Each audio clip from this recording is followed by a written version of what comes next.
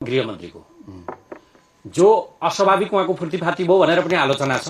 अर्कोतिर सम्पत्ति त अकल पनि ओहो 4 करोड भन्दा बढीको सेयर, 89 तोला सुन,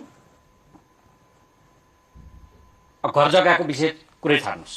जग्गा त कति हो कति, जग्गाको हाम्रो हदबन्दीको हेरेको तराईमा 10 बिघा, काठमाडौँ उपत्यकामा 25 रोपनी, पहाडमा 70 रोपनी। यो खोज्दै जाने नि योभन्दा बढ्ता हुन्छ जस्तो देखिन्छ। पहाडमा कति छ? मापदण्ड कति छ पहाडमा? 70 रोपनी छ। उहाँको 230 कति देखेको छ होइन, 240 200। के भन्नु खोज्यो यो मान्छेको नि टन्नै सक्यो पुरै समर्थन नै जना जस्तो गरेर पो बोल्न खोज्छ त यार। यस्ता त छन् प्रतिपक्षी संसदमा देश। अब यसो गृहमन्त्रीजीको सल्लाहकार चाहिँ अलिकति कानुनी सल्लाहकार अलिकति भएनन् कि? उहाँलाई जोगाउनु पर्दै भन्ने कि के हो यो कुरा? जोगाउन होइन, जस्तो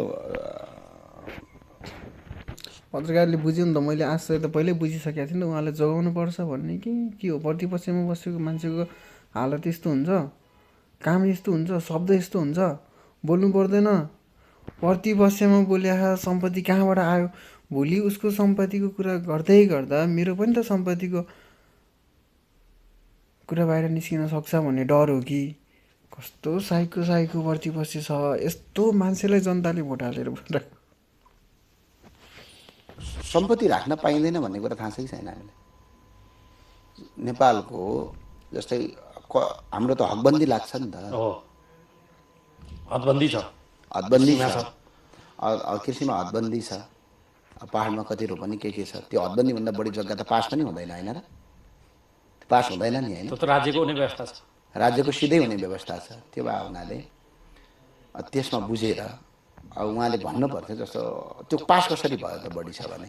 तपाईँ खासै खोल्न चाहनु भने किन हो? होइन, यो त स्रोत देखाउनु पर्छ। भोलि अब मैले उहाँ खुल्न किन चाहेन भने कि पैसा यससँग पनि छ, पैसा यससँग पनि छ, यसको पनि सम्पत्ति छानबिन गर्नुपर्छ है। यससँग पनि छ पैसा।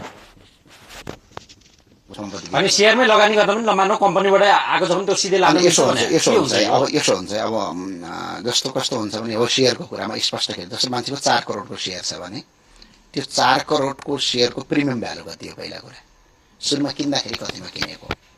4 करोडमा किने हो कि 3 करोडमा किने हो? अथवा 1.5 करोड।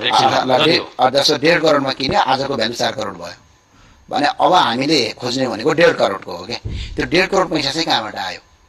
अब जस्तो उहाँको त्यो पैसा बिजनेसबाट कसैको आएको हो भने बिजनेसमा कर तिरेको हुनुपर्छ। त्यो इन्कम हो कि एक्सपेन्सेस हो?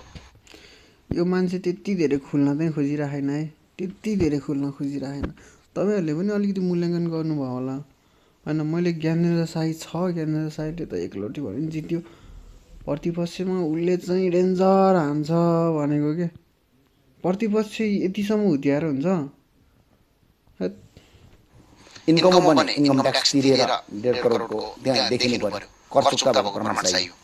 यदि इन्कम होइन, कुनै कम्पनीको सेयर हो भने त्यो व्यक्तिगत नाममा जान पाउँदैन, त्यो कम्पनीको सेयरमा जान्छ क्या।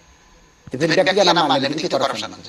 आफै कम्पनीको अध्यक्ष हुँ, त्यसकारण गयो पाइँदैन। कम्पनी सेपरेट एन्टिटी हो, कम्पनी आर्टिफिसियल पर्सन हो। हामीले सेपरेट एन्टिटी कन्सेप्ट भन्ने एकाउन्टिङमा पढ्नै पर्छ। त्यो सुरुमै सेपरेट एन्टिटी कन्सेप्ट।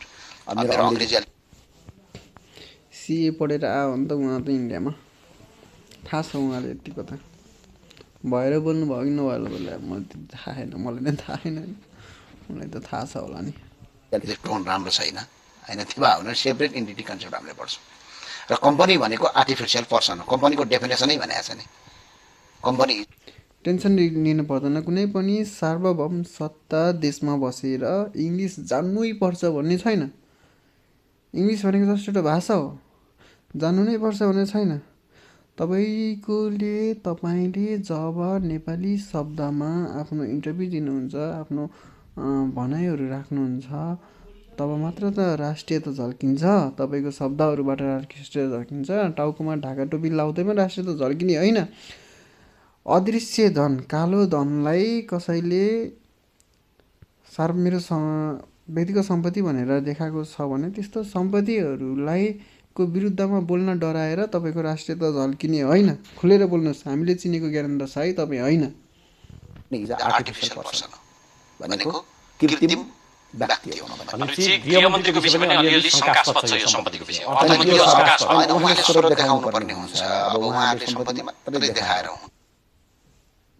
हुँदैन उहाँहरूले स्रोत पनि देखाउनुपर्छ त्यो स्रोत नदेखाए के हुन्छ त जस्तो जेल जान्छ विगतमा क्लियर छ त्यो त भ्रष्टाचार निवारण ऐन 2059 व्यवस्था गरेछ स्रोत देखाउन नसक्छ जाने त्यो जानै पर्ने हुन्छ जोसुकै भयो नेपालमा आफैबाट सुरु हुन्छ त यो अब यसो स्रोत देखाउन अब सकिएन तपाईँले बाध्य बनाउन पनि संख्या पुग्दैन तपाईँको संसदमा पनि। होइन त्यो त जनता छ नि हजुर जनता जनार्दन छ मिडिया छ